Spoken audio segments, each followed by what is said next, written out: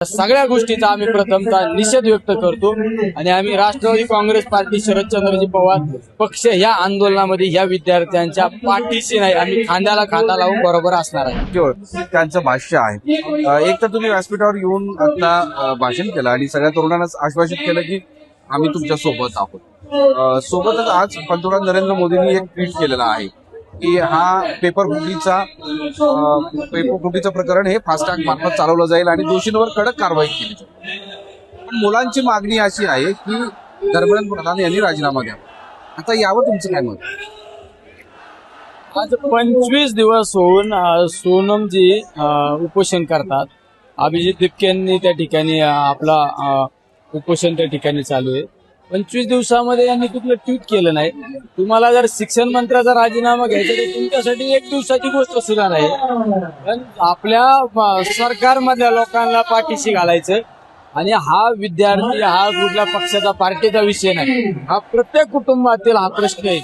जे मुलं अहोरात्र कष्ट करून एखादी परीक्षा देतात आणि ती परीक्षा पेपर फुटीमुळे जर आमच्या काही विद्यार्थ्यांना आत्महत्या करण्याची वेळ येत असेल, आज त्यांच्या आयुष्यातून त्यांचा जीव गेलेला आहे. त्यामुळं अभिजितची असू किंवा सोनमजी यांची जी मागणी आहे त्या एकदम रास्त मागणी आहे की आमच्या ज्या विद्यार्थ्यांची आत्महत्या झाली त्या विद्यार्थ्यांना भरीव त्या कुटुंबाला मदत मिळाली पाहिजे. त्या विद्यार्थ्यांच्या आत्महत्येला जबाबदार असणाऱ्या लोकांवर मनुष्यवधाचा गुन्हा दाखल झाला पाहिजे. पेपर फुटीमध्ये जे लोक दोषी त्यांच्यावर कठोरात कठोर कारवाई केली पाहिजे. त्याशिवाय ह्या गोष्टी थांबणार नाही. त्यामुळे या चुकीच्या पद्धतीने 2 दिवसापूर्वी परत हे आंदोलन दाबण्याचा प्रयत्न केला पोलीस बळाचा वापर करून. या सगळ्या गोष्टीचा आम्ही प्रथमतः निषेध व्यक्त करतो आणि आम्ही राष्ट्रवादी काँग्रेस पार्टी शरदचंद्रजी पवार पक्ष या आंदोलनामध्ये या विद्यार्थ्यांच्या पाठीशी नाही, आम्ही खांद्याला खांदा लावून बरोबर असणार आहे. काल परवा सलग 2 दिवसांपासून राष्ट्रवादी काँग्रेस शरद पवार पक्षाचे नेते व्यासपीठावर येत आहेत.